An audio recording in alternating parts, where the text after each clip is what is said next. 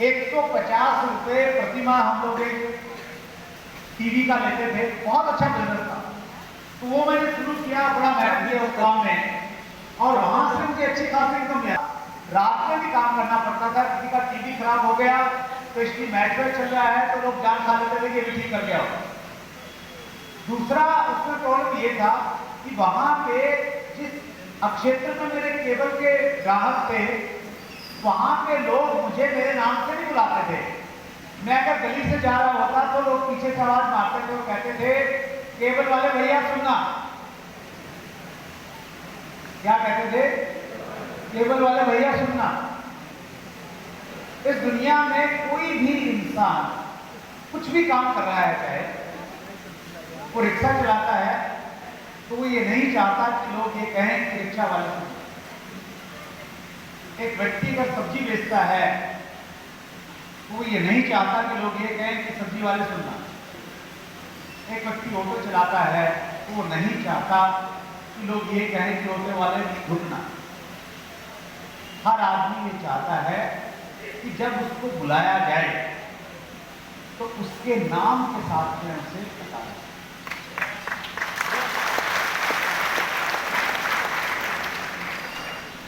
हिंदी के एक बहुत बड़े कवि मुंशी प्रेमचंद जी ने इसी बात को इस तरह से लिखा है कि मानव की अभिलाषा है कि उसका नाम सफेद कागज पे काले अक्षरों में लिखा जाए और दुनिया उसे पढ़े। नाम की भूख हर किसी को।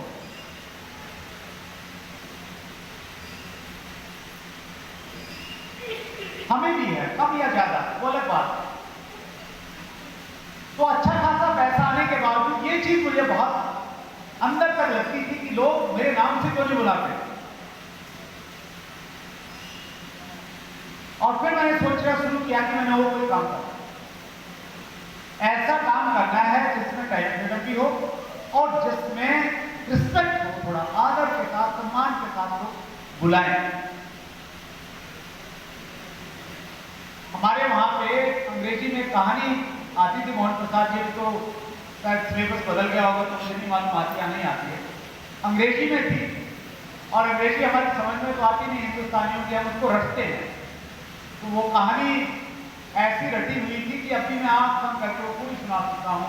Once there was a crow, he was very thirsty, he went here and there in search of water, but all he man at last he reached in a garden, there saw a jug of water. ऐसी कुछ कहानी थी। उस कहानी के नीचे एक शिक्षा थी, एक मोरल था, और वो मोरल था, wherever there is will, there is way.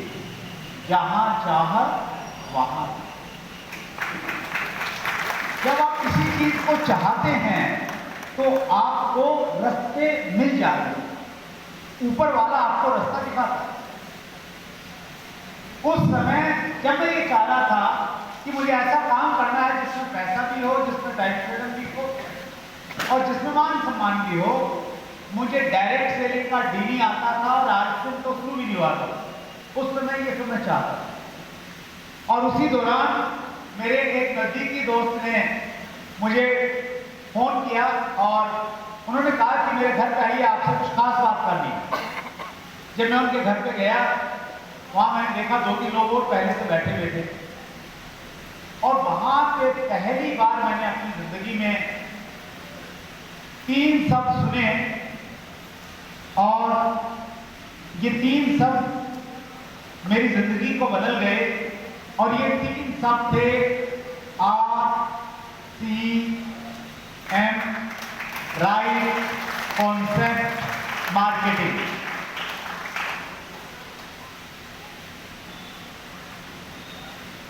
आप में से कितने लोग हैं जो होम मीटिंग करते हैं?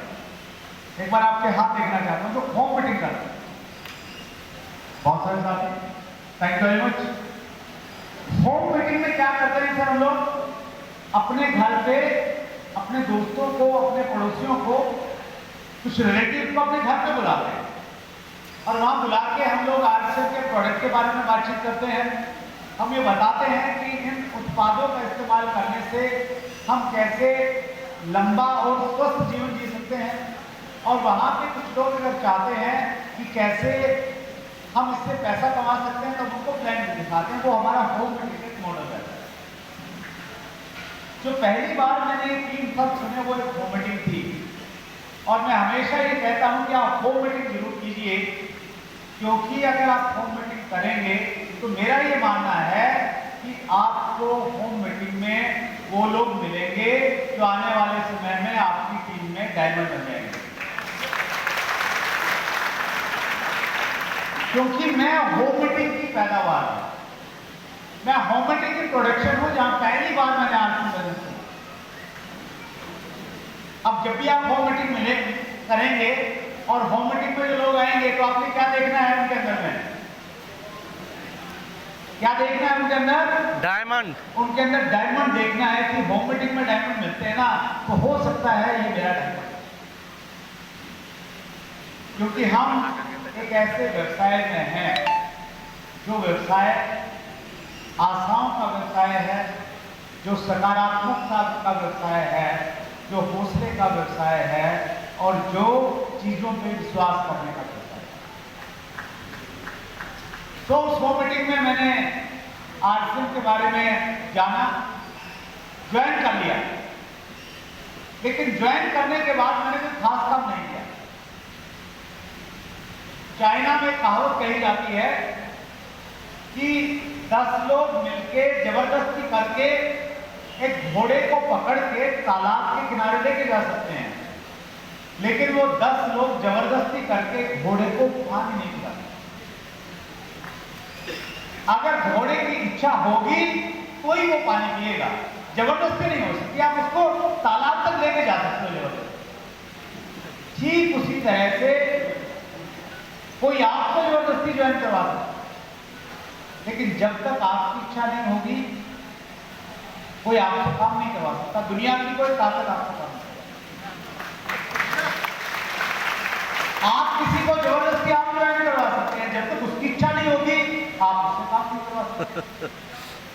तो ठीक इसी तरह से मैंने ज्वाइन किया। मेरे प्लान बड़े मेरे पास में फॉलो करते थे, लेकिन मैंने कुछ नहीं किया।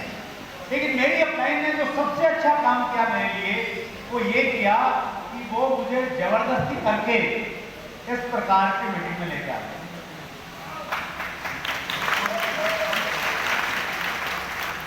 और मैं भी उधर पीछे की तरफ बैठा था कहीं पे, और जिस प्रकार आज कुछ लोगों की तालियां नहीं बज रही हैं, मेरी भी तालियां शुरू के 1.5 घंटे तक बिल्कुल नहीं बजी,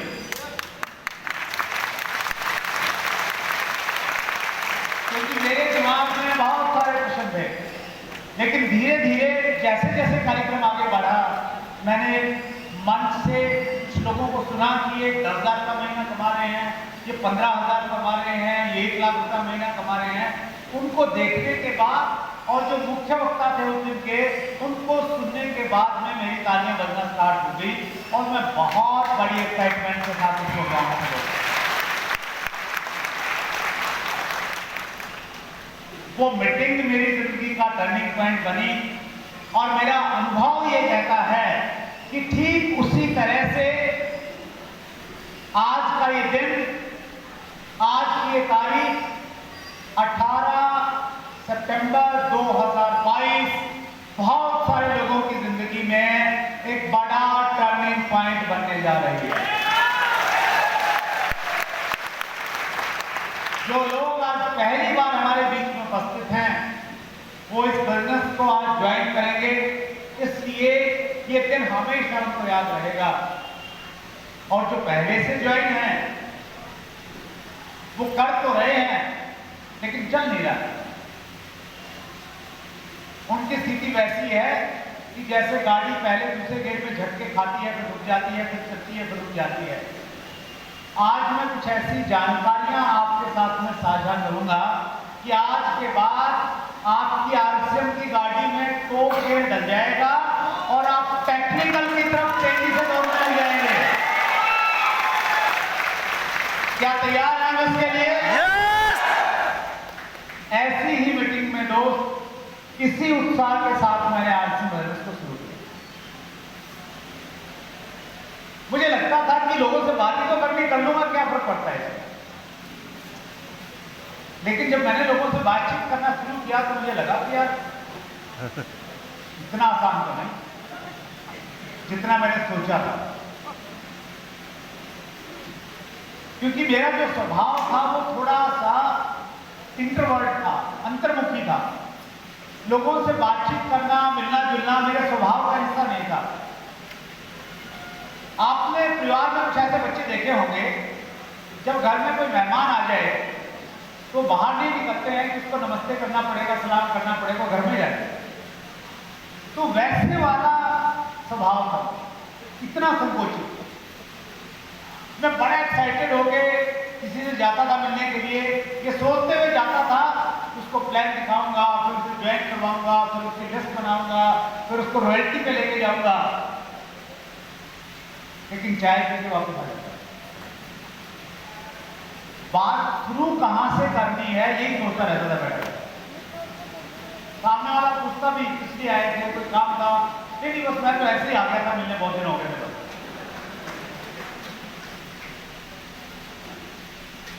जब हम आश्रम में आते हैं ना और काम करना शुरू करते हैं, तो हम में से बहुत सारे लोगों को लगता है थोड़ा काम करने के बाद में कि यार मैं नहीं कर सकता,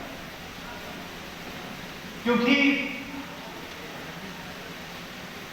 जब हमें परिणाम नहीं आते, हम सोचते हैं कि क्या नहीं, मैं थोड़ा सा चालाक नहीं हूं, तो चालाक लोगों का काम है, थोड़ा चुस्त लोगों का काम है, थोड़ा सा जो लंबी लंबी फेंकते हैं उनका काम है, या जिनकी बड़ी लिस्ट होती है, जिनके नाम बड़े होते हैं, उनका काम है। तो ऐसा हम सोचने लग जाते हैं और फिर इतना सोचते हैं कि बिजनेस से बाहर हो जाते हैं, लगता है कि यार ये मैं नहीं करता। हम सबके लिए एक अच्छी खबर ये है, अगर हम ये ठान लें कि मुझे करना है, मुझे करना है, तो फिर जो भी आपको लगता है कि मेरे अंदर ये कमी है, उस कमी की चिंता मत कीजिए आप। ये जो एजुकेशन सिस्टम है ना, यूनिक एजुकेशन सिस्टम, इसके साथ में जुड़े रहिए। इस सिस्टम के तहत आपके शहर में बहुत सारे लीडर्स आएंगे, बहुत सारी ट्रेनिंग्स आपको सुनने का मौका मिलेगा। उनको देख देख के आप हर वो चीज सीख जाएंगे जो इस बिजनेस में आगे बढ़ने के लिए। अगर आपको मेरी तरह बोलना नहीं आता है, हेजिटेशन है, शर्मीले हैं, संकोची हैं, तो आपका हेजिटेशन खत्म हो जाएगा। और कुछ लोग बहुत ज्यादा बोलते हैं, चुप भी नहीं होते, इसलिए लोग उनको पसंद नहीं करते हैं। तो कंट्रोल में कैसे रहना है वो भी ये बिजनेस और ये सिस्टम आपको, बस आपने क्या करना है सर, आपने कमिटमेंट करना है, ठानना है कि आ गया हूं तो खाली लौट के जाने वाला नहीं, राइट। और साथ में एजुकेशन सिस्टम से जुड़ना है, सीखने का एटीट्यूड रखना है। और मैंने भी बस यही किया, मैं लगातार चलता गया। मेरी लाइफ स्टोरी से अगर कोई एक चीज अगर आप निकालना चाहें तो वो एक चीज होगी, एक शब्द है मात्र। मोहन प्रसाद जी मुझे बोल रहे थे रास्ते में कि सर अपना मंत्र बता देना, तो एक ही मंत्र है और एक ही शब्द है, उसको अंग्रेजी में कहते हैं कंसिस्टेंसी और हिंदी में कहते हैं निरंतरता। मैंने कंसिस्टेंसी के साथ में काम किया। जब बिजनेस डाउनफॉल हुआ तो भी काम किया, जब लोग छोड़ के गए तो भी काम किया, जब बिजनेस ऊपर होने के बाद में धड़ाम से नीचे आ गया तब भी काम किया, जब मेरे शहर का पिकअप सेंटर बंद हो गया तब भी काम किया, जब मेरी एक अपलाइन ने छोड़ा तब भी काम किया, जब मेरी 3 अपलाइनों ने छोड़ा तब भी काम किया। उस कंसिस्टेंसी का परिणाम है कि मेरे पास में ये डायमंड की परिणाम है।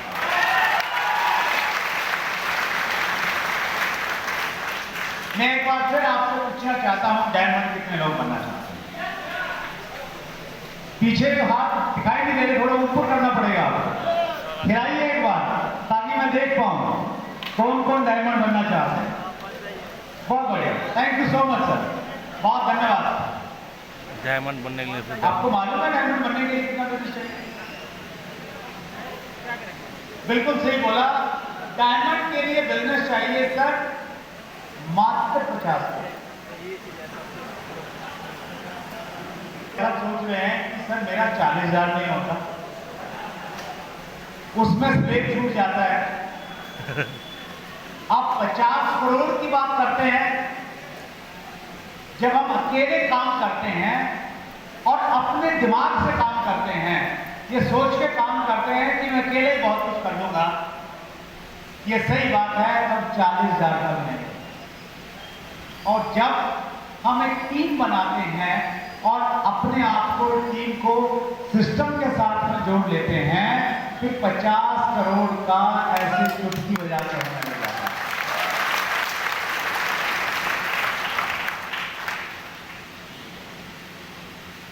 वाकई सीरियस है 50 करोड़ करने के लिए।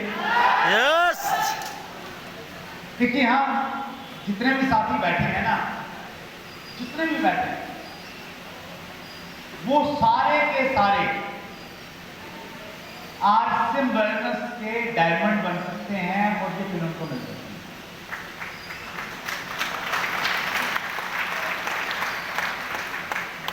ये सही बात है, लेकिन उतनी ही सही बात एक और है कि सारे के सारे डायमंड बनेंगे। हेलो, बन तो सकते हैं, बनेंगे नहीं। क्यों नहीं बनेंगे सर? इसलिए नहीं बनेंगे क्योंकि डायमंड बनने के सफर में जो घटनाएं घटित होंगी वो उन घटनाओं से विचलित हो जाएगी। कई बार उनको ऐसा लगेगा कि आगे तो अंधकार है, कुछ रास्ता दिखाई नहीं दे रहा है, आगे तो रोड ब्लॉक हो गया, अब आगे कहां जाऊं। लेकिन कुछ लोग ऐसे होंगे जिनको विश्वास होगा कि इस रास्ते पे चल के कुछ लोग अगर डायमंड पहुंचे हैं तो ये रास्ता निश्चित रूप से मुझे डायमंड तक ले जाएगा। वो लोग डायमंड होते हैं। अगर आज कोई व्यक्ति एक रिपोर्ट तैयार करे कि अररिया में 18 सितंबर 2022 को कितने लोग आए थे, उन सबके नाम पते दर्ज करें और फिर 20 साल के बाद ये ढूंढे 22 सितंबर 2042 को फिर ढूंढा जाए कि वो लोग जो 2022 में बैठे थे वो लोग आज क्या कर रहे हैं। उनमें आप पाइएगा कि कुछ लोग तो ये भूल भी गए हैं कि उन्होंने कोई आरसीएम ज्वाइन किया। हेलो, कुछ लोग ऐसे मिलेंगे जो ये कहते हुए मिलेंगे कि बेकार फालतू की चीजें थी, कुछ नहीं था, मेरा थोड़ा नुकसान हो गया। लेकिन कुछ लोग ऐसे जरूर मिलेंगे जिनके चेहरे पे चमक होगी और उनको 20 सितंबर 18 सितंबर 2022 की कुछ घटनाएं याद होंगी और उनकी शर्ट पे या कोट पे इस प्रकार की चिन्ह लगेगी।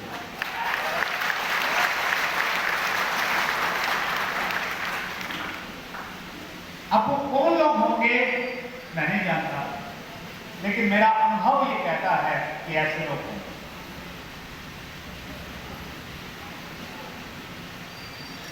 आरसीएम वेलनेस के मैनेजिंग डायरेक्टर आदरणीय टीसी छावड़ा जी सुबह और शाम को एक सेशन लेते हैं।